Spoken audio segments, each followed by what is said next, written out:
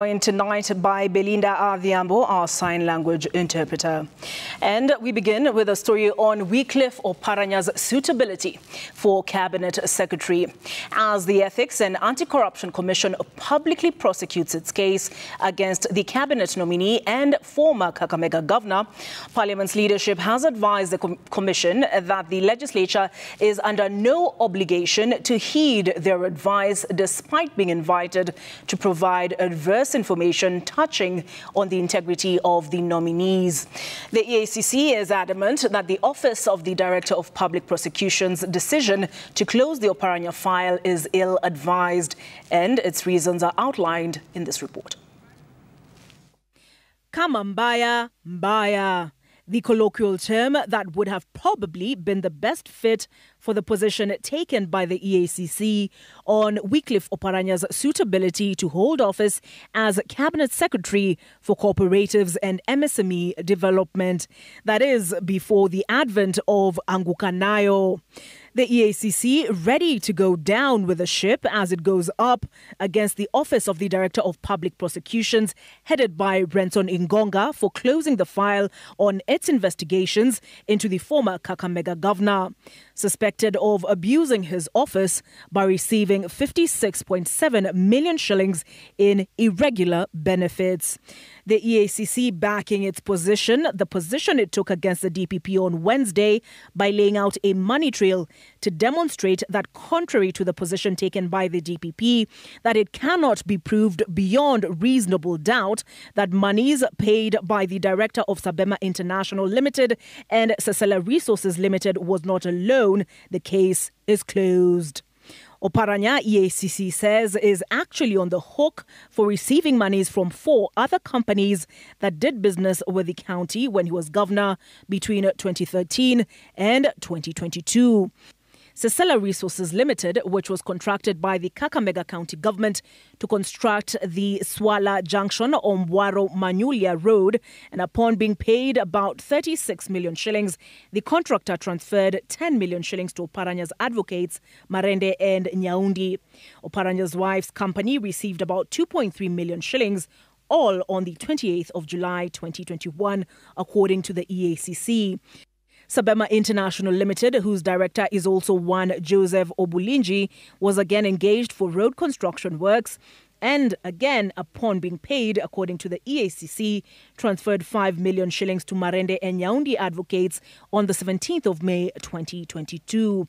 An additional 1 million is reported to have been transferred directly to Oparanya's bank account 5 days later.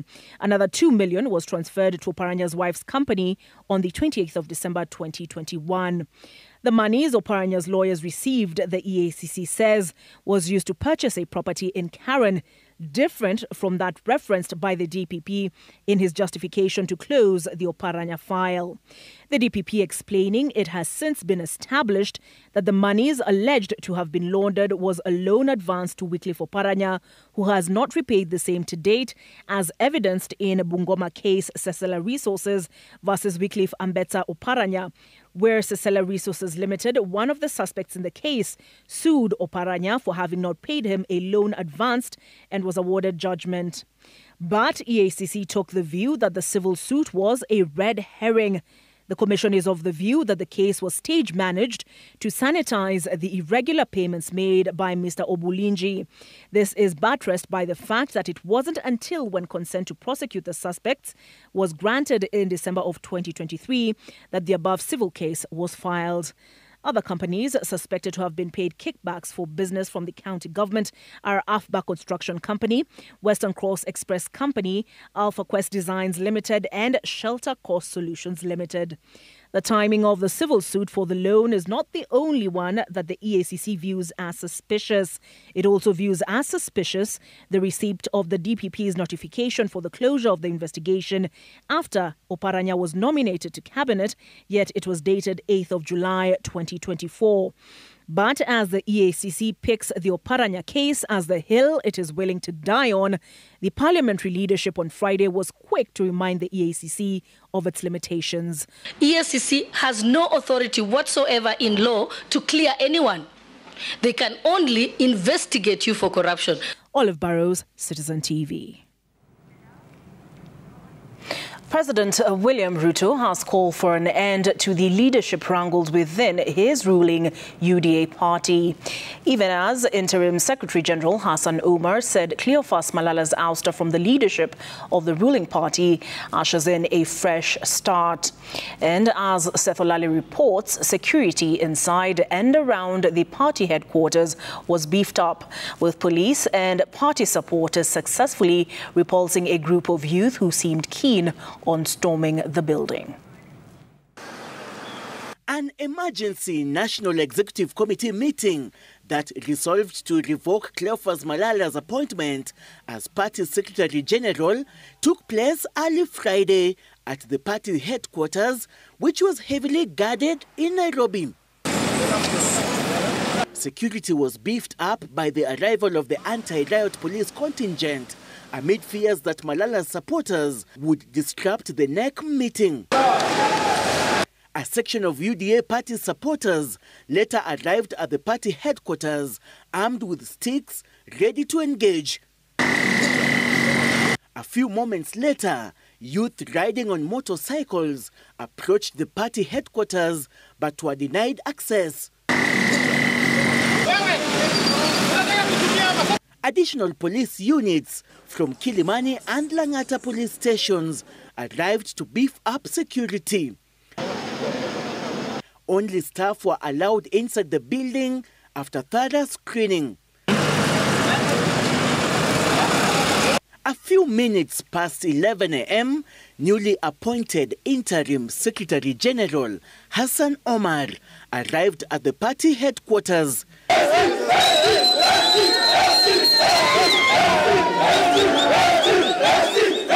The party's vice chairman stating that Cleophas Malala's ouster from the leadership of the ruling party ushers in a fresh start. Ilikuwa ni muhimu tubadilishe gea kidogo. Hatuna shida na yule aliyotoka, tunamtakia kheri. Tunamwambia wachane na kuyumba na kuleta tetesi. Yeye aliletwa kwa hewa na pia ametolewa kwa hewa. Ukiangalia kama uamuzi ambao umepata kutolewa imehusisha wanachama wote kwa ujumla. Na unajua siasa ni asilimia. Kwa hivyo asilimia tuseme zaidi ya 50, wanasema 50+1. Ikipitisha mwelekeo ni kwenda kusini, sote tunaenda kusini. The Iyala legislator terming Malala's reign at the party ranks as toxic and untenable, vowing to restore the ruling party's image. He had made the conditions and the toxicity in this party untenable. We had never anticipated in our history of this party, even at the time when there were heated nominations for party positions and party certificates, that we will degenerate to the kind of violence and hooliganism that we have seen. Speaking in Baringo, President William Ruto called for an end to leadership wrangles within his ruling UDA party, emphasizing the need to unite and deliver the pre-election promise to the people. Hata chama yetu ya UDA Kenya Kwanza, mimi nataka niwaeleze tuwache fujo, tuwache mashindano ndani ya chama, tuhakikisha kwamba tunawaunganisha Wakenya wote, tupeleke taifa letu la Kenya mbele. The party's founding members association, led by Joe Halende, welcomed the next decision to remove Cleophas Malala from the party, calling for resumption of the grassroots elections, thorough audit of the staff, audit of procurement processes done in the last 2 years, as well as swift and stern action against all the party officials who participated in orchestrating security breaches at the party headquarters. Even as dust settles following days of leadership wrangles within the ruling party UDA, work is clearly cut out for the Interim Secretary General Hassan Omar, who has to unite party members as well as extend the party's dominance in government and parliament. Seth Olale, Citizen TV, party headquarters, Nairobi County. A section of leaders from the Mount Kenya region have pledged unwavering support for Deputy President Rigathi Gachagua in the face of a reported impending impeachment motion. The leaders are declaring their intention to block any attempt to remove the Deputy President from office.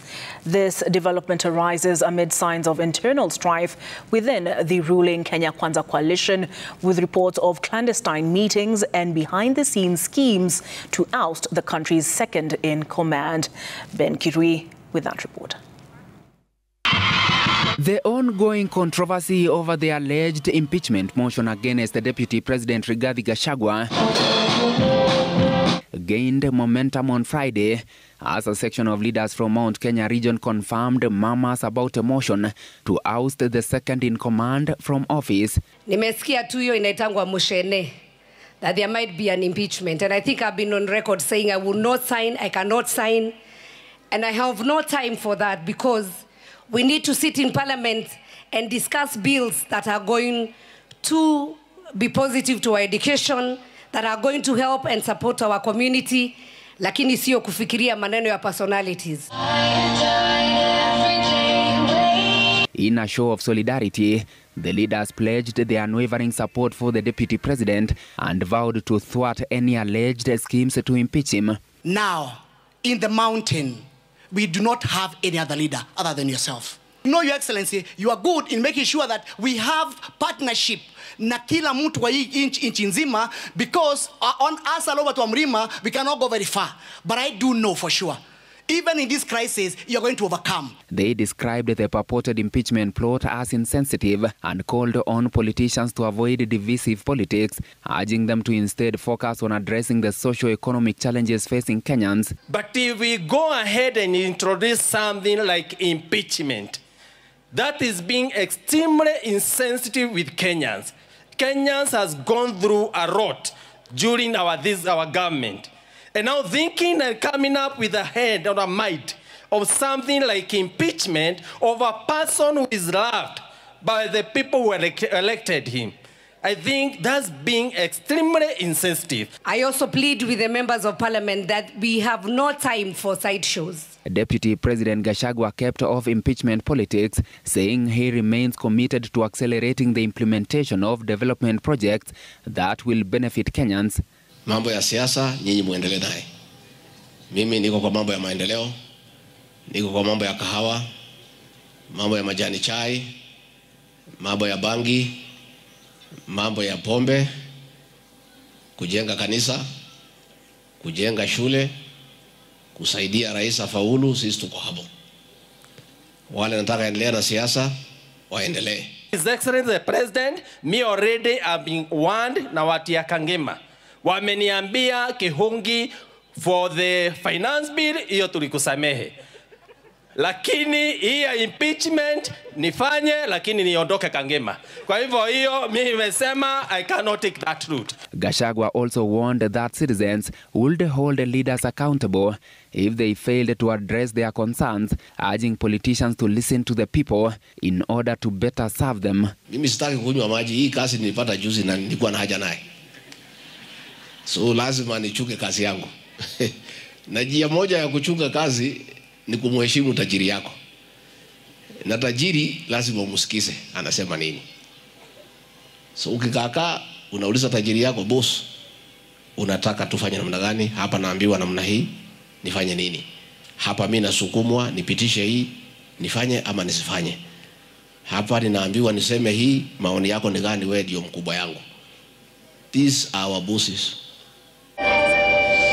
The leaders were attending a ceremony to mark the Golden Jubilee celebrations of ACK Thika Memorial Church School in Gatanga, Murang'a County. Ben Kirui, Citizen TV, Nairobi. The government has revealed plans to construct a permanent military training barracks in the North Rift region to tame cattle rustling and banditry that is a thorn in the flesh for residents of 6 counties that were gazetted as dangerous and disturbed. Speaking in Baringo County, President William Ruto said security officers currently in those counties will not leave until peace prevails. The president was in Tiati to open Jitume ICT laboratory and the North Rift Technical and Vocational College. Emily Chebet with more. In February last year, the then Interior Cabinet Secretary Professor Kithure Kindiki gazetted 6 counties in the North Rift region as dangerous and disturbed following an upsurge of banditry incidents in the region. The 6 flagged bandit-prone counties of Turkana, West Pokot, Elgeyo Marakwet, Baringo, Laikipia and Samburu saw a deployment of a multi-agency security team to calm the situation. President William Ruto, who was in Baringo County, said his administration will ensure peace is restored in the area. Hapa tuko na wanajeshi zaidi ya 3,000. Hapa tuko na askari polisi zaidi ya 2,000. Mimi nililete baada ya uchaguzi. Na hawawezi kuondoka sehemu hii mpaka amani ipatikane, na nimesema tutajenga permanent barracks hapa. Tutakuwa tuna train wanajeshi hapa. Tutakuwa tuna train polisi hapa. The president, who was in Tiati to open an ICT center in a vocational training institute, said North Rift counties must receive development projects like any other counties, adding that security is a responsibility of the government. Hawa wanajeshi wangu watakuja kujenga borehole hapa, kuhakikisha ya kwamba watoto wetu wanasoma, kuhakikisha ya kwamba resources ile tuko nazo katika taifa la Kenya inafaidi wananchi wa Kenya, wakianza na wenyeji hapa na kufaidi Kenya mzima. Mambo ya insecurity imepungua, na vile tunajua Excellency, sio rahisi kumalizana na mwizi. Mambo ni polepole hadi hiyo mambo ya ujinga ya wizi itaisha peke yake. Leaders present supported the formation of a broad-based government, saying it is a step in the right direction and meant to bring all Kenyans together. Let us give the president and his new cabinet time to deliver. Hii maneno ya kuchocheana kila siku iende, sivyo? Ili serikali yetu ifanye kazi. Maneno ya viongozi tulimaliza na uchaguzi. Sasa ile muda iko. Tuache fitina kidogo sasa kama viongozi. Wacha maneno yetu ya kuongea ikuwe ni bei ya maziwa. Maneno ya kuongea ikuwe ni vijana wenye wanapata kazi. Maneno ya kuongea ni kuteka kama hii KMTC hapa. Maneno ya kazi ndio Wakenya wanataka tufanye, kwa sababu hiyo ndio inapeleka Kenya mbele. President Ruto was accompanied by a host of leaders from the North Rift region. Emily Chebet, Citizen TV, Nairobi. Former Defense Cabinet Secretary Aden Duale has sought to exonerate himself from blame for the deployment of the military during the anti-government protests. Duale, citing Article 241 of the Constitution to justify the decision to sign the gazettement of the deployment on the 25th of July 2024 in what he described as the mandate of KDF to restore peace, public order and safety where the police are overwhelmed. According to Duale, it was a necessary measure following the invasion of Parliament and the destruction witnessed at the Supreme Court. Duale, who is the nominee for the Ministry of Environment, promised to deal aggressively with forest land grabbers should he be appointed to office. He made his case on the second day of the vetting exercise, which saw 4 other cabinet nominees appear before the Moses Wetangula-led Committee on Appointments. Safin Achieng Ouma attended the session and filed this report. National Assembly. Friday, the second day of vetting of Cabinet Secretary nominees by the Speaker Moses Wetangula-led Committee on Appointments, Environment, Climate Change and Forestry nominee Aden Bare Duale was hard-pressed to explain some of his contentious decisions while he served as CS Defense. What was the intention behind sending the military to the streets? Was there a plan to shoot to kill demonstrators? I did not deploy KDF. For peace, public order, public safety, where the police are overwhelmed, Article 241 3B kicks in. The function of the Minister for Defense, by then me, is once the article kicks in, then I am supposed to do certain subsidiary legislation. I gazette. Should his transition to the environment docket sail through, Duale fired a warning shot to forest land grabbers. If this House approves me, in the first 30 days, working with the Minister for Lands and other government agencies, a number of titles, including and belonging to big people in government, some of them members of parliament, will be revoked.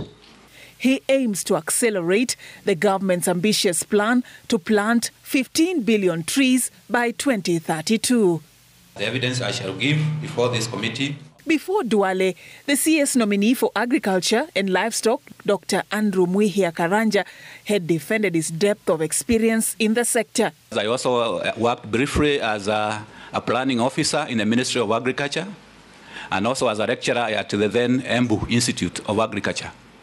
The committee members asked him to explain how his rich CV will be pivotal in dealing with cartels within the sector. I'm giving a notice on cartels. Notice that they will be out of business. Be upstanding. When it was his turn to face the panel, Water and Sanitation CS nominee Eric Muridhi was asked to explain how he would eliminate corruption in dam construction projects. As you said, I come as a clean slate.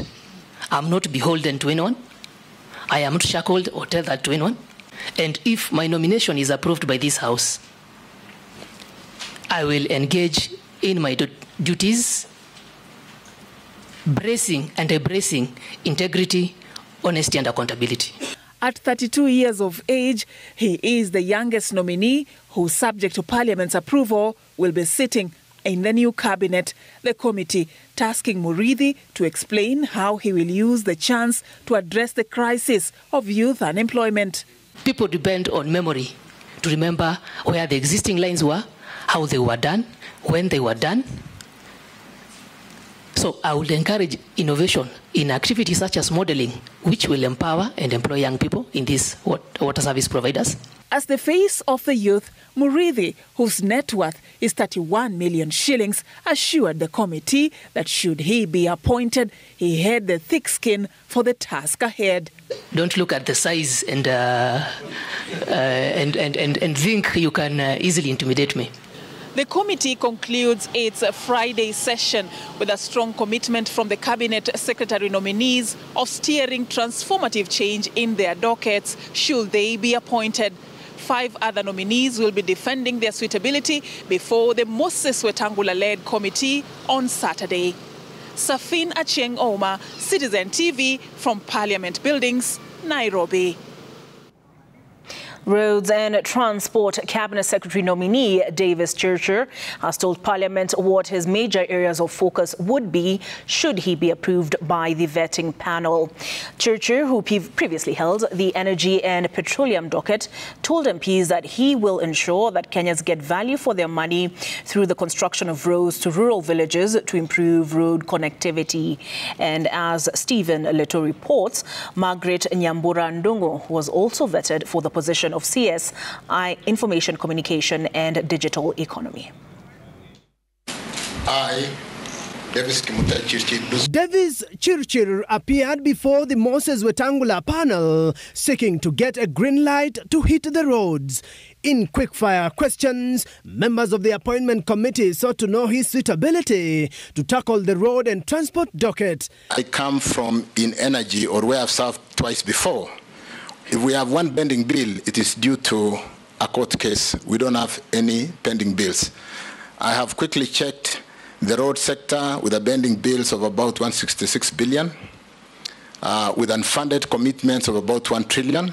The cost of road construction per kilometer is at an all-time high in Kenya, with MPs in the vetting panel probing about the multi-billion shillings road construction prone to corruption. The country has suffered enough in the sense that the skewed way of doing road constructions in the country.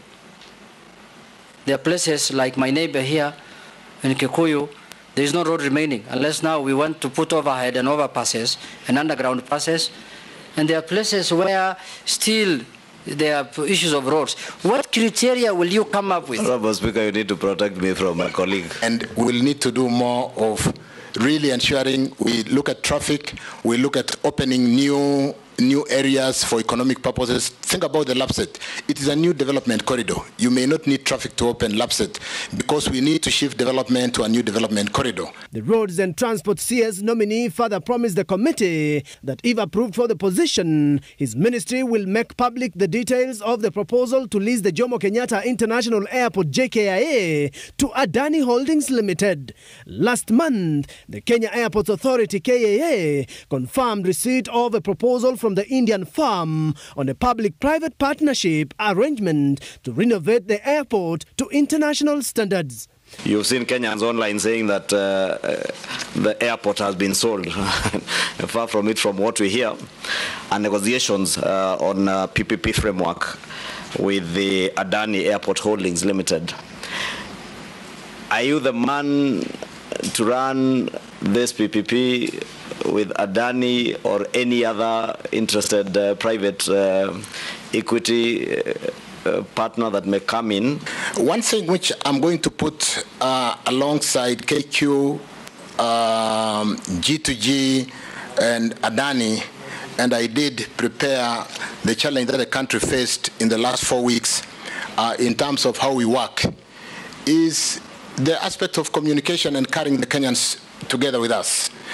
Article 35 of the Constitution, and I did make a record of that so that I don't fumble around, where every citizen has the right to information. I, Margaret Nyambura Ndungu. Last nominee to face the panel Friday was Dr. Margaret Ndungu, nominated to the ICT docket. She told MPs that in her reign, she will prioritize the national interest and self-regulation for media houses. We need to spread national cohesion agenda, that national interest comes first, that the media has a role in terms of crisis, and it should not be seen to be escalating. It should be seen to be creating peace, love, and unity as per our aspiration. The vetting continues tomorrow, with Treasury CS nominee John Mbadi taking the hot seat at sunrise. Stephen Leto, Citizen TV. Tonight, police in Nairobi are investigating how a lecturer allegedly duped several students of the USIU Africa University out of more than 10 million shillings for a trip to the United Kingdom that never was. The students, who recorded statements at the Kasarani police station, alleged that the said lecturer deceived and conned them of their money through false pretense in the name of an educational trip to the United Kingdom in April 2024. Our crime and investigations reporter, Franklin Wala, narrates how the elaborate scheme was plotted as the students claim their appeal to have the money refunded has hit a dead end. The lecturer in question was on Thursday presented before court, and police given 14 days to probe the matter and prefer appropriate charges against him. At the Kasarani police station in Nairobi, we meet a group of continuing students at the USIU Africa University. We're led to believe that there was a school trip under USIU led by Professor Moses Onyango. Her account opens our story. The students claim they were conned close to 10 million shillings through false pretenses by someone who they trusted, someone they believed was their mentor. Somewhere in November 2023, Moses Joshua Onyango, who was the chairman of International Relations Department, allegedly informed them of a planned trip to the United Kingdom.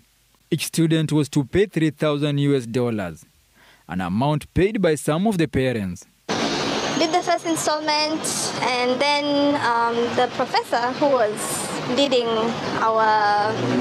the trip, he kept on pushing us to pay the second installment, and we were like, yes, we will. We're supposed to travel in April, beginning of April. According to the complainants, 24 students fell into the trap and parted away with the money. If each student paid $3,000, this amounts to 10,872,000. Each of us was supposed to pay 453,000 shillings. In times 24, that would be 10,872,000 shillings. After the said amount was paid either fully or in installments, something unexpected happened. The trip was to take place in April 2024, but it was postponed under unclear circumstances. Students took up the matter with the school and demanded answers in every way possible. They needed their tickets and a confirmation of the traveling date. And that's when now the professor became very hostile. Started telling us we can leave the group. Started like now talking about himself and how he has like 7 degrees and how we should just leave, and we're like, but we've paid a lot of money and we're traveling soon, we don't have tickets, we have a right to ask. In their quest to know what had transpired, they were met with a rude shock. They found out that the trip had not been sanctioned by the university. In fact, the school had cancelled any plans for the students to travel to the United Kingdom. A long journey to have their money refunded began, but full of obstacles. Everything has been stamped by the university. So we kept asking questions like, okay, when are we getting our refund? And said, sure enough, you're going to get your refund soon in a matter of weeks, or like wanted like a specific date. Now, 3 months later, no money has been paid back. The university hasn't communicated. When their voices couldn't be heard anymore, they agreed to have the matter investigated by the police. It's really impacted our lives because the amount in which we paid $3,000, and you can convert to the exchange rate at that point in time, because we paid 2 installments, yes? That's a lot of money. Emails have been sent to the dean of the university, but no feedback. To their surprise, they have just learned that the lecturer has since been fired from the institution. We went to some offices in USI and I asked them what's going on, and what they told me was he has been sacked and they don't understand why he has decided not to refund the money because they don't have anything to do with it. They don't have the money in their personal account, which is the USIU account where we pay our school fees and other funds too. They said they don't have it in their account. If they had it in their account, they would have given us back the money. We decided to seek clarity from authorities at USIU Africa University over the allegations. This was the response, and I quote, "Dear Mr. Wala, we are aware of the issues raised by some students about a planned trip to the United Kingdom that are aborted. We have taken these concerns seriously, and a comprehensive review of the situation is underway. We will share further information with our stakeholders upon completion of this process. To maintain the integrity of the investigation, we will withhold comment until its conclusion. Regards, the Vice-Chancellor." End of the quote. And we are wondering, like, how can we be student of an institution and you have money with the professor of that same institution and you fired the professor without our knowledge? And right now, we don't know, we don't have traces of this professor. The funds were deposited directly into his personal bank account as what he instructed us to do.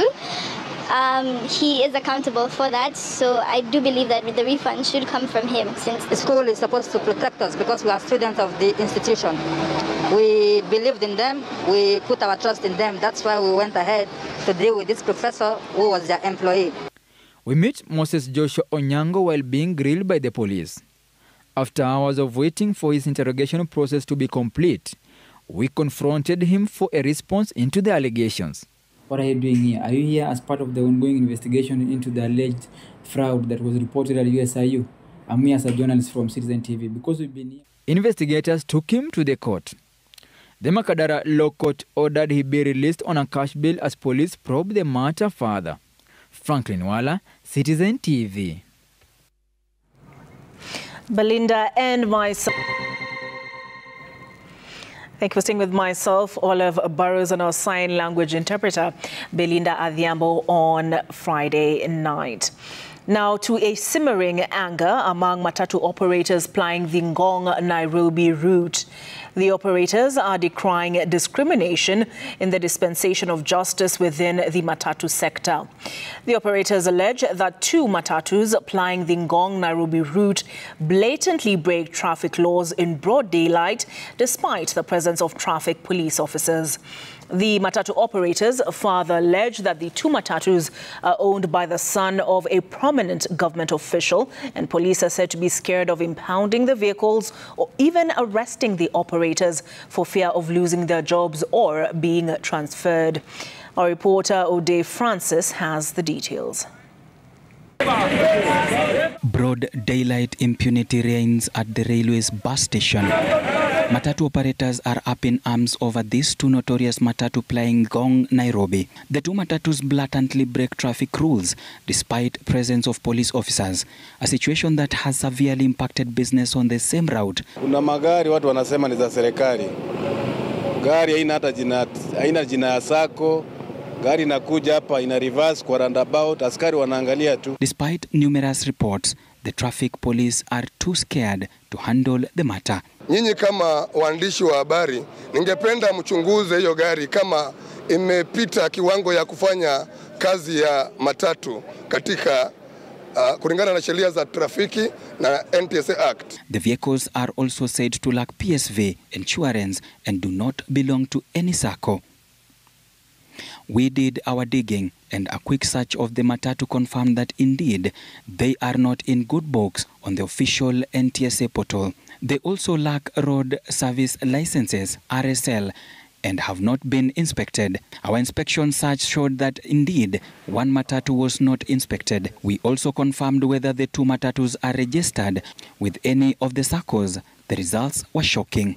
Normally, vehicles at the railway stage have to queue for up to 4 hours to pick passengers, but these two vehicles, according to operators here, do not follow these guidelines.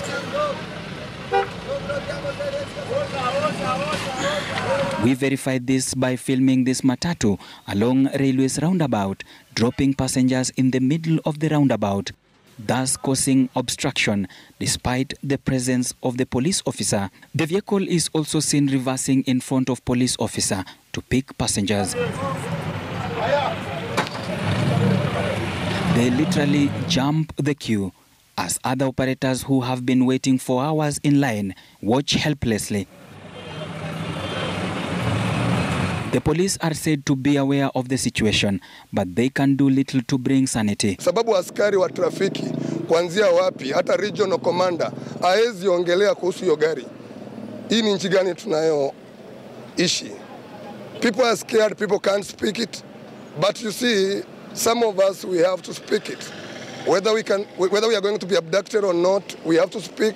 And we want fairness in doing business. We also went ahead and did a search of the ownership of the vehicles, and it revealed a son of a prominent politician whose name we have withheld for security reasons. His son cannot rape the same constitution that he is supposed to take care of. Huwezi sema gari ni ya serikali, siwekwe GK basi ifanye kazi ya serikali. Atuache tufanye PSV. The operators here are planning to hold demonstration on Wednesday, 7th of August, if nothing is done. We are going to demonstrate in Nairobi. We are going to block all the roads because we can't accept impunity. Ode Francis, Citizen TV, Nairobi. Victims of the Mai Mahiu Dam tragedy in Naivasha are facing eviction from their rental homes as the government has failed to fulfill its promise of covering their rent or resettling them.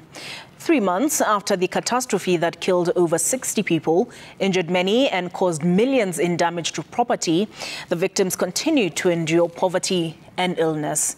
The government's 350 million shilling resettlement plan for more than 100 families fell apart when the president rejected the Finance Bill 2024.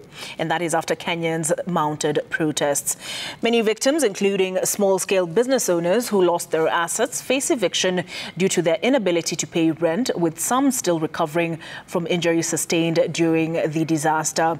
They say they have been forsaken by the authorities and have been left wondering if the promised assistance will ever come or if they will have to fend for themselves. Mahali pale. Na vizuri niweze kueleza ya kwamba na watu wajue. Na kwamba wale watu walikuwa pale katika kampi yetu walitoroa pale na watu ambao walikuwa wafadhili walitusaidia. Mtu yote alikuwa na uwezo, pesa kidogo ambayo ilipatikana, maana hakuna msaada wa serikali ambao ulikuwa umetumwa ndio tuweze kukodishia watu nyumba. Sasa miezi 3 imeisha. Sasa ile swali watu wetu wako nalo ni ya kwamba miezi 3 imeisha. Mwezi unaokuja ni nani atakaye walipia nyumba? Kwangu mimi walinilipia miezi 2. Na sasa hiyo miezi 2 imeisha. Hii mwezi yenye iko inaisha sijalipa. Na nilifungiwa nyumba kutoka on Sunday. Niko na watoto nimelala nje kuomba tu watu kwa usaidizi tu. Hii ni miezi 3 inaisha. Na juzi nilimuona huko Mombasa. Ameenda Mombasa. Na akawaahidi atawanunulia, atawapatia milioni 300. Kwani sisi ni wanani? Si tulimchagua akiwa kiongozi wetu na rais wa Kenya. Ile aliahidi wale, hata sisi hatuahidi. Lung cancer cases have been on the rise countrywide, with about 900 patients diagnosed annually. 800 among the number end up losing their lives due to late diagnosis. Speaking after the symposium program that was carried out today by the Respiratory Society of Kenya in Nairobi, John Kamau and Angeline Mwekali, who are suffering from the disease, urged the government to put measures in place that will lower the cost of treatment, which they claim is too expensive. The program was conducted to create awareness in commemoration of the World Lung Cancer Day that is celebrated every year on the 1st of August.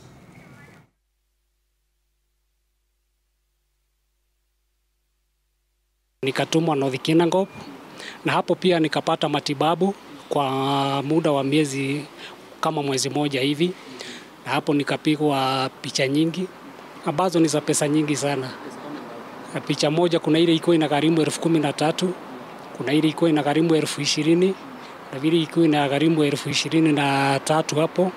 Unakuta NHIF inakulipia kama quota, hizi za juu unajilipia mwenyewe. Venye sasa walijua, nilianza clinic, nimeenda 3 za chemotherapy. Tarehe 8 niko na clinic, date 9 nipewa ya 4. Ndio nibakishe 2, niliambiwa naenda 6. Early September nitakuwa nimemaliza. Lung cancer will present very similar to tuberculosis, which is most common in our setting. In the same way, lung cancer will present with a cough, difficulty in breathing, sometimes coughing with blood in the sputum, weight loss. Mount Kenya University founder Professor Simon Gisharu has waived tuition fee debt amounting to 82 million shillings for students who have completed their studies but whose certificates had been withheld. Speaking during the 25th graduation ceremony for over 7,000 graduates at the MKU campus in Thika, Professor Gisharu stated that this is one of the ways to assist the community by ensuring everyone has the opportunity to earn an income wherever they are. Haya, keti kwanza, tulisema uzito. Haya. I looked around and I realized that there are some who have been unable to collect their certificates because of that they graduated, they went to graduation without clearing their fees. I will direct the university to release the certificates unconditionally to all those affected by the fee balances. And this one, we will see the university almost forfeiting about 82 million Kenya shillings on this particular endeavor. But I'm also saying, if you are lucky and you get a job, just give back whatever you are waived. And I'm saying, in case you do so, any fees that is collected from that will go to the Chancellor's Scholarship Fund, not to the university. Egesa FM, in collaboration with other stakeholders on Friday, held a farmers sensitization program at Magena Market, Bomachoge, Borabu in Kisii County. Led by the station's head of radio, James Gichana, the flagship program brings together farmers and experts, among them those from financial institutions, and they're brought together to discuss how to improve the sector in the vast Gusii region. Elated Egesa fans expressed their happiness, especially at interacting with the station's presenters, in addition to witnessing electrifying performances from Gusii. Egesa FM is one of the 14 radio stations under the Royal Media Services Broadcast Group that broadcasts in Ekegusii. KCB, Wakenya, Pamoja, and Coach Credo Faster were among key partners. Imejulikana sana kwa ukulima, na leo tulishikana na wadhamini wetu kuleta sherehe kubwa ya kuelimisha wakulima jinsi wanavyofanya ukulima wao wa kisasa, kwa sababu maeneo ya Kisii mashamba yamepungua. Tunajiunga pamoja na Hegesa ili tuone ya kwamba wakulima wetu katika eneo la Kisii wamepata nafasi nzuri ya kufanya ukulima wao kwa njia ifazao.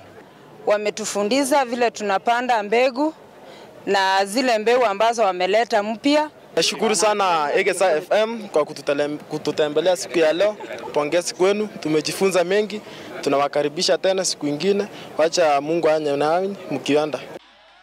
Livestock Bill 2024. The bill, which seeks to streamline the livestock sector through formation of an authority, has spelled out fines for unregistered farmers engaged in manufacturing and sale of animal feed.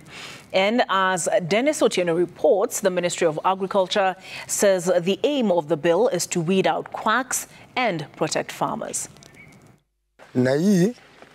At Kiptoroko village in Kapsoyo area, Baringo County, Isaac Kosgei inspects part of his livestock in his farm. Though Kosgei has been a livestock keeper for the last 3 years, he has expressed his reservations regarding the proposed Livestock Bill 2024. Wangelete hii bill kwanza kwa wananchi. Alafu wananchi watatue, kwa sababu hii bill itaumiza wananchi, wakulima wote wa Kenya. Hii bill itaumiza. According to the state, the bill seeks to provide an enabling environment for unregulated value chains in the livestock sector. The livestock sector has been managed before with many things not anchored into law. This has left our farmers very vulnerable to quacks, vulnerable to people who come to their farms who are not trained and misinform them on how to do livestock production. Vulnerable to the market where they rely on brokers. Among the contentious provisions of the bill is the regulation of animal breeding by registering any person involved in commercial livestock breeding. The proposed law also provides for the establishment of the Livestock Inputs and Products Regulatory Authority, which will, among other functions, regulate inputs in livestock sector and feedstuff. Serikali wateremushe bei ya bidhaa ambayo wanatengeneza chakula ya ng'ombe, ili wakulima naye wakinunua chakula itakuwa rahisi kwao. Wasikuse upande wa chakula cha ng'ombe. The bill has consequently imposed powers on the authority to register commercial livestock breeders in the country. Those found in violation of the proposed law, for instance, face fines of between 100,000 shillings to 1 million shillings, or a maximum jail term of 2 years. If you are a commercial feed manufacturer, you are making animal feed to go and sell to farmers, we must know who you are, and we must regulate you to make sure that you meet the standard of quality of feed to sell to our farmers. The Kenya Livestock Producers Association is calling for a total review of some of the provisions, having termed it punitive. These fines and jail times, fines of 500,000, 1 million, 2 years jail time, then, who consulted each other on that? It is punitive. It is retrogressive. Farming is not selling cocaine or drugs or something. Then issues of saying you don't need to produce your animal feeds in your backyard and all that. As farmers, we do that because the cost of production or the cost of animal feeds has skyrocketed by maybe 1,000%. There's a lot of fake news. There's a lot of malignment of government functions out there, which we are seeking to correct by highlighting very clearly what the benefits of this bill are, what does the bill seek to do, and the impact. We feel as an association that the timing is not right. Number two, we feel we need more stakeholder engagement. A successful implementation of the livestock bill will see Kenya follow the footsteps of established nations such as New Zealand and the UK that have employed stricter laws to govern their livestock industry. Dennis Otieno, Citizen TV, Nairobi. Stakeholders in the distribution sector, drawn from member states of the East African Economic Bloc, met in Nairobi to highlight and address challenges facing the sector, as well as to develop a strategic action plan to overcome barriers affecting distribution in the region. The recommendations are expected to propose reforms to existing policies that will inform the direction to be taken at the ministerial meeting. The two-day session brought together participants in the wholesale trade services, retailers and franchising sectors, representatives of public and private organizations, business associations, distribution firms, as well as e-commerce platforms from the region. With more is Jimmy Mbogo. In the first peer-to-peer session organized by the East Africa Community in partnership with the European Union, the sector players are undertaking a review of the existing policies that they say have become restrictive and are curtailing investment in the region. This, they say, has a negative impact to the entry and operation of wholesale and retail firms across EAC partner states.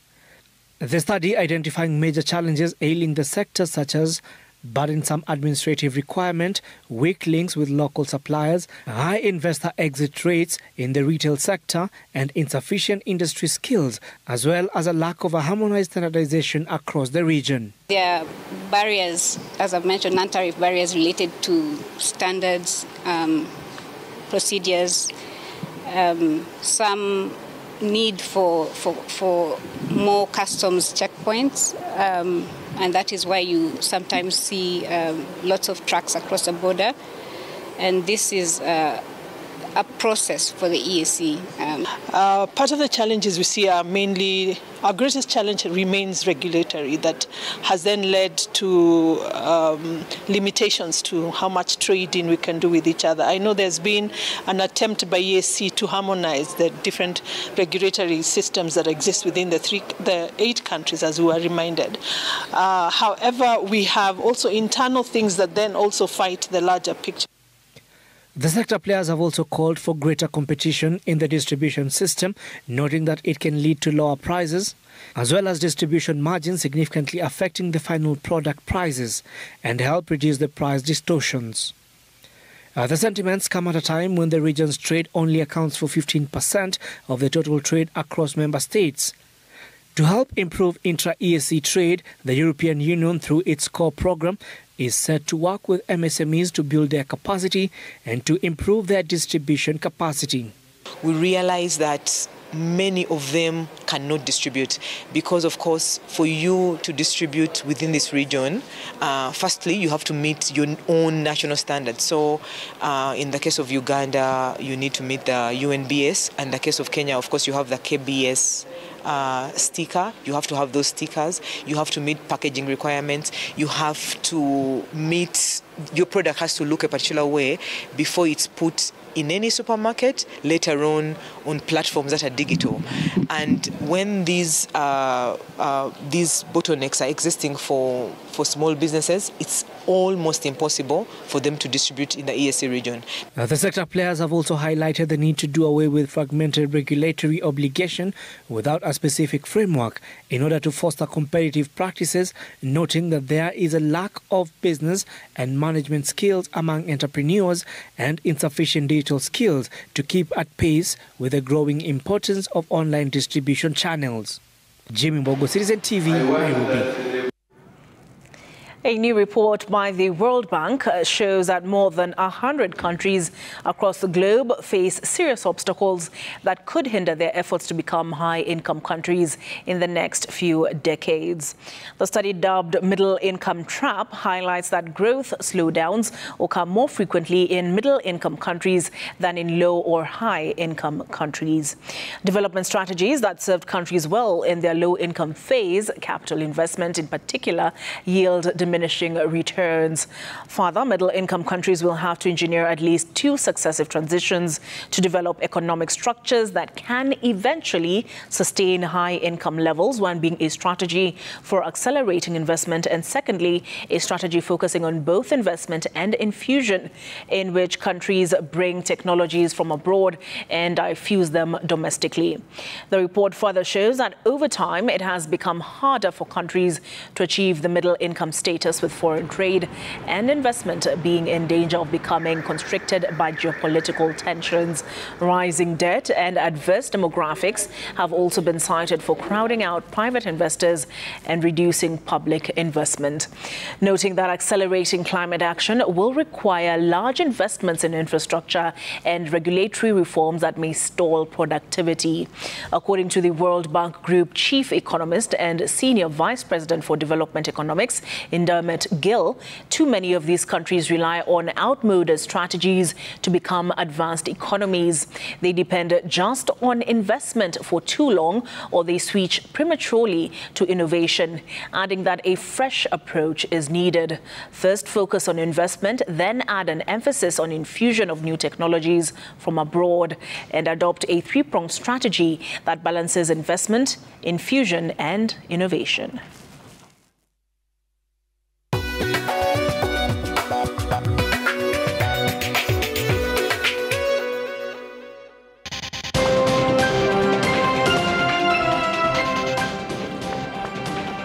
All Kenyan athletes in the men 1,500 meters and women's 5,000 meters qualify for the finals at the 2024 Paris Olympics.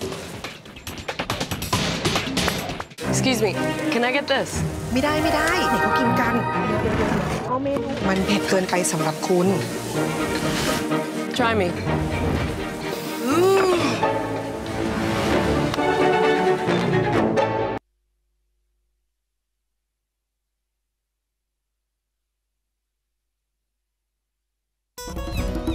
We love to share our cultures, and the one thing that unites us all, that celebrates precious moments, nurtures our Kenyan spirit, drives success, welcomes, the more the milk, the better the chai, and even inspires. Our language does all of this and more. Nani lugha ambayo kila Mkenya anajua. The more the milk, the better the chai. Chai kweli ina brew